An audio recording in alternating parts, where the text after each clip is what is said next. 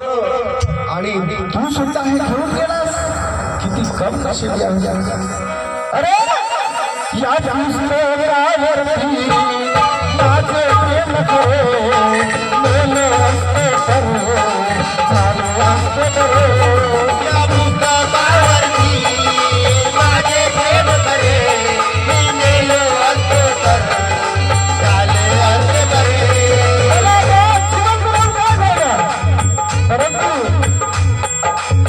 आपण म्हणतो एखादा दुःखाचा डोंगर आपल्या जवळ आला की आपण खचून जातो. परंतु बाबासाहेब म्हणतात आजचा संघर्ष उद्याचा सामर्थ्य निर्माण करतो. आपल्याला माहित असेल आजचा संघर्ष उद्याचा सामर्थ्य निर्माण करतो. या ठिकाणी आमच्या काही निशाताई कांबळे त्यांच्याकडून सुद्धा आपल्याला गीताला 100 रुपयाचं धन्यवाद मिळालेलं आहे. बाबासाहेब खचले नाही, त्या सागराच्या लाटावर प्रवासाचा उभा राहिला. बाबासाहेब खचले नाही. अरे किती येऊ द्या लाटा, किती येऊ द्या लाटा, मी खचणार नाही.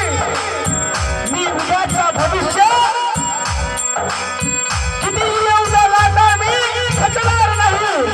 आणि उद्याच्या भविष्यासाठी मागे हटणार नाही.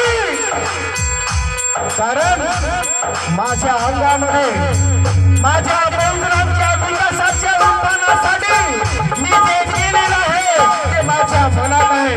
जरी या सागराने त्या पाण्यामध्ये बुडवून टाकलं असेल तरी सुद्धा माझ्याची सहनशीलता अजून जागी आहे. मी ते काय स्मरणात ठेवते. कारण आजचा संघर्ष जेव्हा उद्याचं सामर्थ्य निर्माण करतो आणि त्या माध्यमातून त्या मुलांचं ती मेहनत, ते चित्त परत एकदा त्यांनी कमवलं. त्या बुद्धीच्या भरोशावर अजूनपर्यंत एकदा ग्रंथांचं लेखन केलं आणि नवा भारत या भारतीय संविधानाच्या रूपाने उभा राहिला. परंतु दुःख मला तुम्हाला त्या बाबासाहेबाला त्या क्षणार्धामध्ये त्या कविवाल्मिकाला सुद्धा पटलं नाही.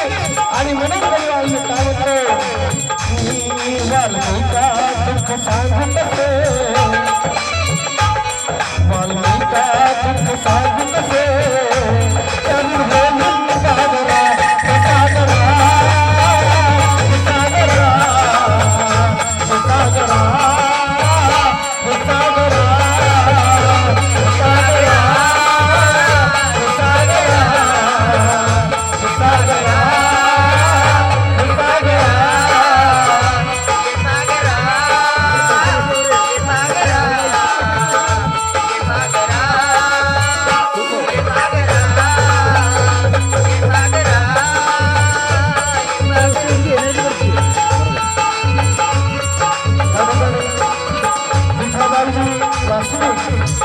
त्यांच्याकडून सुद्धा आपल्याला गीताला 50 रुपयाचा धन्यवाद मिळाला आहे.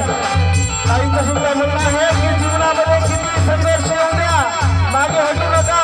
बाबासाहेबांच्या जीवनामध्ये असा प्रसंग आला पण बाबासाहेब मागे सरले नाही, पुढून उरले. म्हणून आपण सही विद्यार्थ्यांना सांगायचं वाटतं की अत्यंत खचून जाणे महत्वाचे नाही. तर जेव्हा मी हरलेलो आहे असं वाटतं त्या ठिकाणापासून सुरू करायचं. कारण त्या निश्चित ध्येयाकडे जाण्याचा विचार या ठिकाणी या बाबासाहेबांच्या विचारातून आपल्याला ठेवायचा आहे. आणि अशा पद्धतीनं बाबासाहेबांच्या जीवनातील हा प्रसंग अतिशय महत्वाचा होता. नौका ग्रंथाची